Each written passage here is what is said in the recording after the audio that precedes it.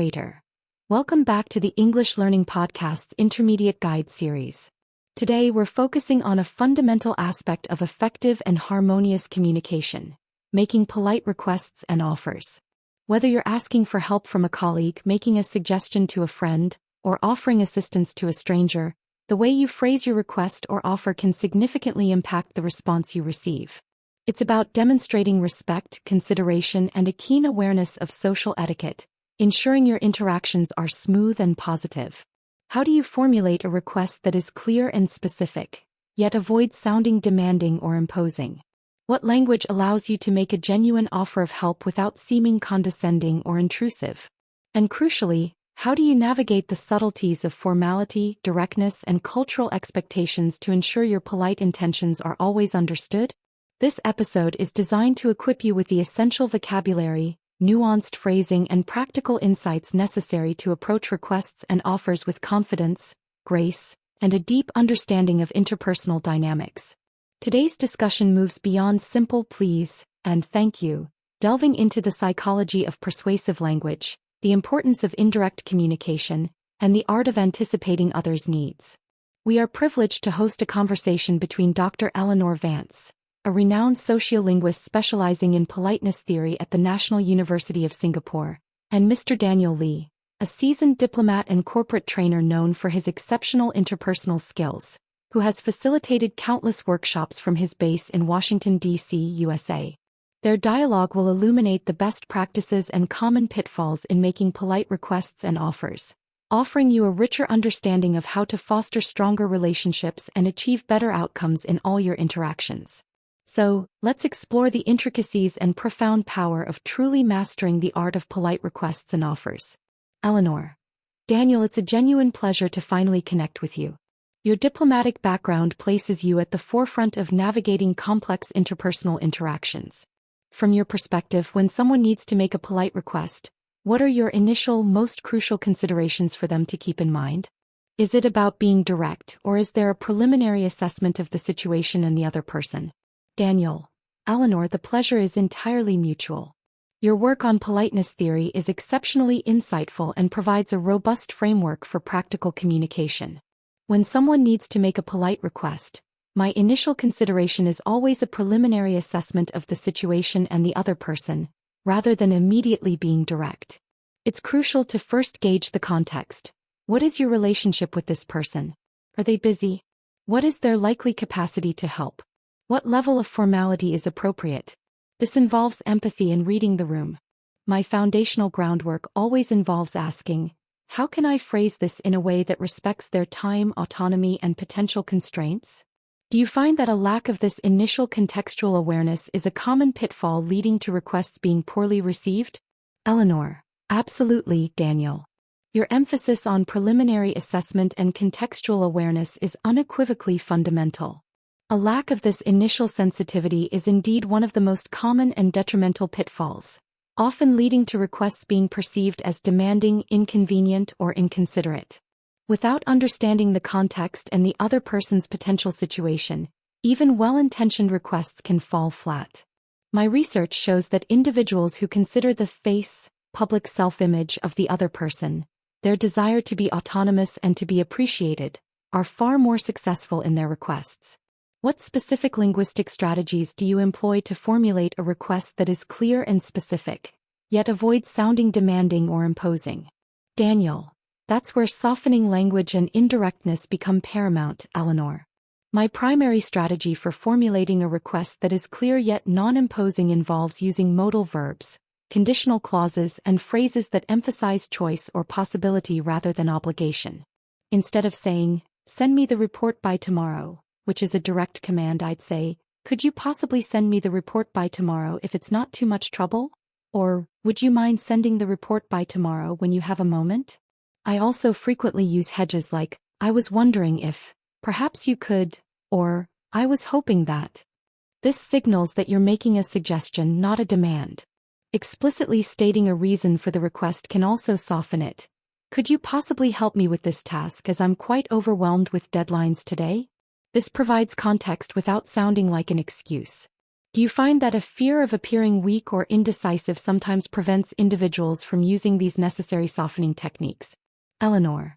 That's an excellent point, Daniel, and your use of modal verbs, conditional clauses, and hedges is precisely what politeness theory advocates for. And yes, a fear of appearing weak or indecisive, or perhaps a misconception that directness always equates to efficiency, often prevents individuals from employing these necessary softening techniques. Paradoxically, this can make interactions less efficient if the recipient feels put upon or defensive. My research suggests that listeners often perceive speakers who use polite softening as more respectful and considerate, fostering better working relationships. What role does anticipating and addressing potential inconveniences play in making a polite request, and how do you verbally integrate this into your phrasing? Daniel. Anticipating and addressing potential inconveniences is a cornerstone of truly polite requests, Eleanor. It demonstrates empathy and respect for the other person's time and effort. I verbally integrate this by explicitly acknowledging the imposition, even if minor, or by offering to mitigate it. Phrases like, "I know you're busy, but," or "I apologize for interrupting, but," preface the request and show awareness. I also often follow a request with an offer to minimize their burden, such as, "Would you be able to help with X? I'm happy to provide all the necessary information," or "Could you look over this? It should only take a few minutes." For example, instead of just, "Can you pick me up from the airport?" I'd say, "I know it's a bit out of your way, but would it be at all possible for you to pick me up from the airport on Tuesday? No worries at all if it's inconvenient." This offers an easy out and reduces pressure. How do you approach the challenge of making a genuine offer of help without appearing condescending, intrusive, or creating an obligation for the other person? Eleanor. Daniel, your insights into anticipating inconvenience and offering mitigation are exemplary, demonstrating true consideration. The challenge of making a genuine offer of help without appearing condescending or intrusive requires focusing on empowerment and respecting autonomy. My approach is to make the offer tentative, non-committal for the recipient, and specific. Instead of, "Let me just do that for you," which can sound dismissive of their capabilities, I'd say, "Is there anything I can do to assist?" Or, "Would you like a hand with that?" These are open-ended questions that allow them to accept or decline gracefully. I also make the offer specific if I can, so they know exactly what kind of help is available. If you're struggling with the data entry, I have a few free hours this afternoon and could help with that part if that's useful. Or if I notice they're struggling, I might say, "You seem to be having a tough time with X. I've done it before, so please let me know if you need any support." This frames it as shared experience or expertise, not charity. The key is to convey genuine willingness to help, without implying they should accept or are incapable themselves. What are the common pitfalls individuals fall into when trying to make polite requests and offers, and how can they be avoided? Daniel. Eleanor, your strategy for making tentative, non-committal, and specific offers is incredibly insightful and crucial for respectful assistance. The common pitfalls individuals fall into when trying to make polite requests and offers often include being too direct or abrupt, making demands rather than requests, or offering help in a way that feels like an order. Being too vague, not clearly stating what is needed or what is being offered, leading to confusion or misunderstanding. Assuming willingness, not gauging the other person's availability or desire to help before making a request. Creating obligation, phrasing an offer in a way that makes the recipient feel indebted or pressured to accept. Using overly formal or informal language, mismatching the level of politeness to the relationship or context. Failing to acknowledge inconvenience, not recognizing that a request might require effort or time from the other person. Not being prepared to hear no, taking rejection personally rather than understanding it might be due to circumstances. To avoid these, individuals should pre-assess the situation and relationship before formulating the request or offer. Use softening language, modal verbs, conditional phrases, for requests. Be specific and clear about what is being asked or offered. Or offer genuine choice and an easy out when making offers. Match formality to the context and relationship. Or explicitly acknowledge potential imposition for requests. Mentally prepare for potential refusal and respond graciously if it happens. How do you believe cultural differences significantly impact the perception and effectiveness of polite requests and offers? And what is your advice for navigating these variations? Eleanor. Daniel, your comprehensive list of pitfalls and practical avoidance strategies is invaluable for improving communication.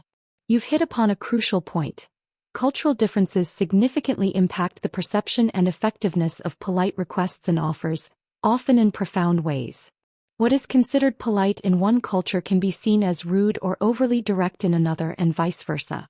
For instance, in some high-context cultures, like many Asian or Middle Eastern cultures, indirect requests or highly elaborate softening phrases are preferred to save face and maintain harmony, whereas in some low-context cultures, like Germany or certain parts of the US, a more direct, clear request might be appreciated as efficient. The directness of an offer can also vary. In some cultures, a repeated offer is expected before acceptance, while in others, a single, clear offer is sufficient. My advice for navigating these variations is, first, to cultivate cultural humility and awareness. Recognize that your own default politeness strategies might not translate universally. Second, observe and listen actively when interacting in new cultural contexts. Pay attention to how others phrase requests and offers. Third, when in doubt, err on the side of slightly more formality or indirectness than you might typically use, as this is generally safer than being too direct. Finally, if possible, learn a few common polite phrases in the local language, as this demonstrates respect and effort, which is universally appreciated. In your final analysis, what are the ultimate rewards or transformations that an individual gains from truly mastering the art of making polite requests and offers effectively? Daniel.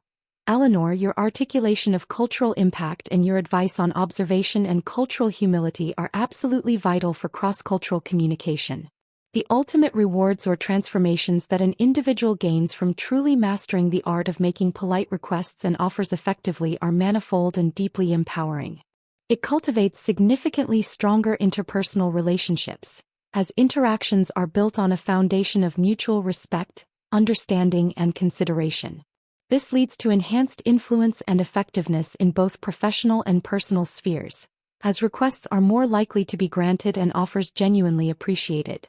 A proficient communicator gains greater confidence and social ease, navigating complex social situations with grace and avoiding misunderstandings. It fosters a positive reputation as someone who is thoughtful, empathetic, and pleasant to interact with. Beyond the immediate transactional benefits, it promotes a deeper sense of connection and harmony in one's environment. Perhaps most profoundly, mastering this art transforms everyday interactions from potential points of friction into opportunities for collaboration, support, and genuine human connection, making life smoother and more fulfilling.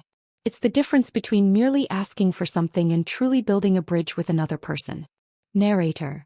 What an exceptionally illuminating and practical conversation with Dr. Eleanor Vance and Mr. Daniel Lee. Their expert insights have masterfully illuminated the critical nuances involved in making polite requests and offers, from initial contextual assessment and specific linguistic strategies to anticipating inconveniences and navigating cultural differences. Their dialogue powerfully underscores that effective politeness is not just about manners, but about strategic communication, empathy, and fostering stronger, more respectful relationships in all areas of life. Now, let's consolidate some of the key vocabulary and concepts from their rich dialogue that you can integrate into your own interactions. Practice session. Expressing yourself. Let's revisit some valuable phrases and concepts from today's in-depth episode. Practice using these in your own polite requests and offers. Preliminary assessment. An initial evaluation before taking action. Unequivocally fundamental. Absolutely essential or crucial. Softening language. Words or phrases that make a request less direct or demanding, e.g., could you possibly? Modal verbs. Verbs like could, would, might use to express possibility or politeness. Conditional clauses. Phrases that include if or unless to create conditions, e.g., if it's not too much trouble. Hedges. Words or phrases that soften the impact of a statement, e.g., I was wondering if. Cornerstone of truly polite requests. The most important part or principle. Tentative, non-committal, and specific. Describes an offer that is hesitant, doesn't obligate the other person, and is clear. Cultural humility and awareness. Recognizing and respecting cultural differences. Manifold and deeply empowering. Many and having a very positive and significant effect, giving confidence. Choose 3 of these phrases and explain how you might use them in a polite request or offer. For example, before asking my neighbor for help, I'd do a preliminary assessment of their schedule. Using softening language like, "Could you possibly?" is unequivocally fundamental to ensure my request isn't intrusive. I'd use modal verbs and conditional clauses like, "Would you mind if I borrowed your notes if you're not using them?" to make a polite request. When offering help, I try to make it tentative, non-committal, and specific, saying, "If you need a hand with the presentation, I have some free time this afternoon and could help with the research if that's useful." This shows cultural humility and awareness too. Narrator. As Dr. Eleanor Vance and Mr. Daniel Lee so eloquently articulated, mastering the art of making polite requests and offers is a skill that empowers you to communicate with grace, foster stronger relationships, and navigate social interactions with ease. It's about demonstrating respect, anticipating needs, and building bridges of understanding. By embracing strategic phrasing, empathetic consideration, and cultural awareness, you can transform everyday interactions into opportunities for collaboration and genuine human connection. Until our next insightful discussion on the English Learning Podcast, keep requesting politely, keep offering generously, and keep connecting meaningfully.